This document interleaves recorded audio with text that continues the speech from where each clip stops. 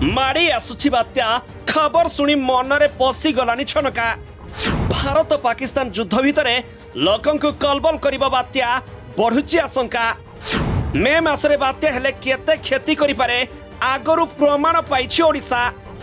अंडमान सागर रे एक लघुचाप सृष्टि होई नै पारे बात्यार रूप, रुहंतु सतर्क। दर्शक बंधु, भारत आउ पाकिस्तान युद्ध भितर एबे मारी आसुछि बात्या। आउ बात्यार खबर शुणी लोकंक मनरे पशि गलानी छनका। खरा जेते अधिक हेबो बात्यार प्रकोप सेते अधिक रहिबो। कहबाकू गले राज्य रे आरंभ होइछि असह्य गुळुगुळी। उपकूल ओडिशा रे वायुमंडल रे आर्द्रता गुळुगुळी को वृद्धि करिछि। तापमात्रा 40 डिग्री तले रहुतिले मध्य अनुभव तापमात्रा 45 रु 48 डिग्री रहिछि। तबे उपकूल ओडिशा रे एही स्थिति आसंता 6 दिन पर्यंत जारी रहिबो। आसंता 11 तारिख रु तापमात्रा वृद्धि परे ग्रीष्मर लहरी परिस्थिति सृष्टि करिबो।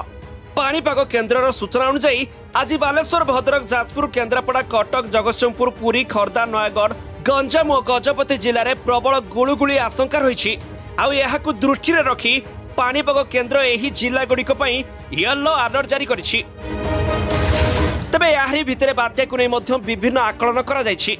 आसंता 16 रे पूर्व केंद्रीय बंगोपसागर संलग्न उत्तर अंडमान सागर रे एक लघुचाप सृष्टि हेबार संभावना रही।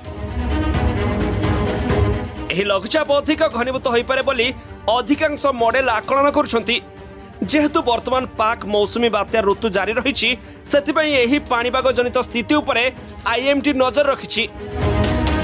आउ एबे यहा बात्या हेबो बोली आशंका प्रकाश पाउछि, जहाकु नै लोकंक मनरे भय मध्य वृद्धि पाउछि। तेबे मे मासरे बात्या आसिबा ओडिशा पई नुआ कथा नुहे। 2021 मसिया मे मास 23 रे सामुद्रिक झड़ यस घनीभूत होई 26 रे ओडिशा रे स्थल भाग अतिक्रम करथिला। एथिपई संभाव्य लघुचाप अधिक घनीभूत हेले बात्या आशंका को मध्य एड़ाई दिया जाई न पारे। तेबे वर्तमान सुधा संभाव्य लघुचाप संपर्क रे आईएमडी कोनोसी आकलन करि नाही। हेले गुरुवार विभाग पक्षरु जारी होइतबा विभिन्न मॉडल रो आकलन नै विभाग पक्षरु अवगत करा जायछि। एथिरे किछि मॉडल एही लघुचाप सृष्टि परे बात्या हेबा नै आकलन करथुवा बेले आउ किछि मॉडल एहा बात्या होई दिग परिवर्तन करि पारे बोली आकलन करूछंती। तबे अति शीघ्र सब किछि स्पष्ट हेबाकू जाउछि। Bureau report, G7 Odia.